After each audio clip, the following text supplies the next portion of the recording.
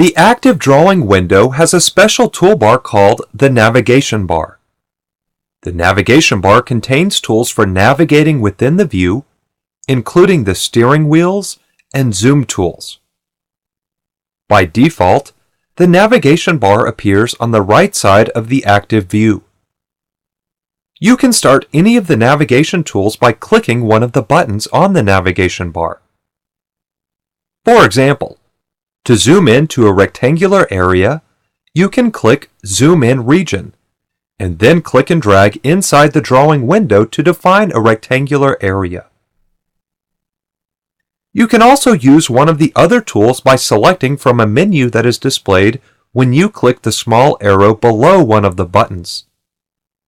For example, when you click the small arrow below the Zoom In Region tool, it opens a menu listing the other zoom options.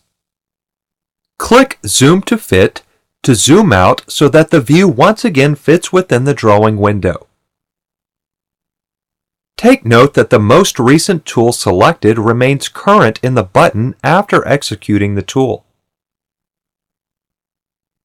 You can reposition the navigation bar if you wish. To do so, click the Customize button, the small arrow in the lower right corner of the navigation bar, to display a menu, and then expand the docking positions flyout. Be aware that by default, the navigation bar is linked to the view cube. When this option is selected and you choose a different location, such as the bottom left, when working in a 3D view, the view cube and the navigation bar are both repositioned based on your selection. When you clear the Link to View Cube option, you can then click the grip near the top of the navigation bar and drag the bar to reposition it along one of the sides of the current view. If you reposition the navigation bar near the top or bottom edge of the window, it changes to a horizontal orientation. Also, be aware that the navigation bar only appears in the active view window. The Customize button also lets you choose which tools appear on the navigation bar. By default, all of the available options are visible. You can turn tools off by clearing their checkmark. For example, if you don't use the steering wheels, you can clear its checkbox. Now, the steering wheels tool no longer appears in the navigation bar. To restore a tool, simply click Customize again and reselect its checkbox.